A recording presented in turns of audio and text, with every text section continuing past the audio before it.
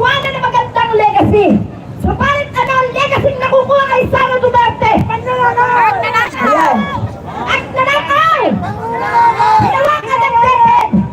Inangkat ang pera! Itinagsak ang magandang reputasyon ng kabataan pagdating sa pag-aaral. Ibinaba ang kalidad ng ating edukasyon. Walang kwenta si Sara Duterte! Hindi niya masisisi kung si Aling Nari araw-gabi lumalaban kay Duterte. Ano? Hindi maaawat at sabayan ng Pilipino na ngayon ay gising na.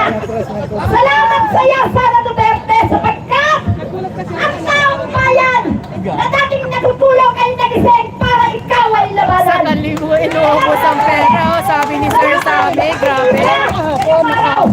Hindi tayo magsasawa na tulisain ang lahat ng kabalian ng mga umupo sa gobyerno. Pero may nagsabi nga. Tayo'y naririto. Muling pinagbuklod Hanggang ang pangarap mga na lang. pagkakasala ni Sara Duterte. Siyempre, Pinaghiwa-hiwalay ng mga Duterte. Pinagwatak-watak ang mamamayang Pilipino. Subalit ngayon, Duterte din ang magbubuo ito. Sapagkat walang isisigaw ng mga Duterte ang mga mamamayang Pilipino na pinaghiwa-hiwalay.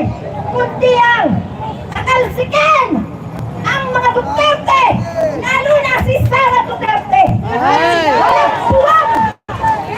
Walang puwang! Ang Duterte!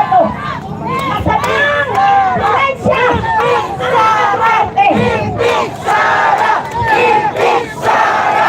Hindi Sara! Hindi Sara! Hindi Sara! Hindi Sara! Hindi Sara! Hindi Sara! Hindi Sara! Hindi Sara! Wala na pong magiging magandang sitwasyon ng Pilipinas kung pananatilihin ng mga Duterte sa upuan.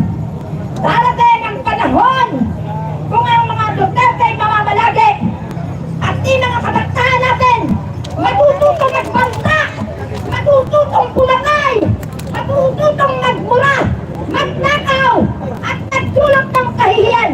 Inumpisahan na ng mga DDS na mga walang hiya na na-influensyahan ng mga Duterte. Pero sa nakataon nito, Mga walang hiya talaga, no? Yayakapin ko! Yayakapin ko nila hanggang sa madurot sila, putang na nila. Kailangan natin iyakapin at dagdagan ang kanilang kalaban upang malaman nila ang katotohanan ng mga Duterte ay dapat nang mawala sa katungkulan. Salamat mga kapatid! Mahal po kayo!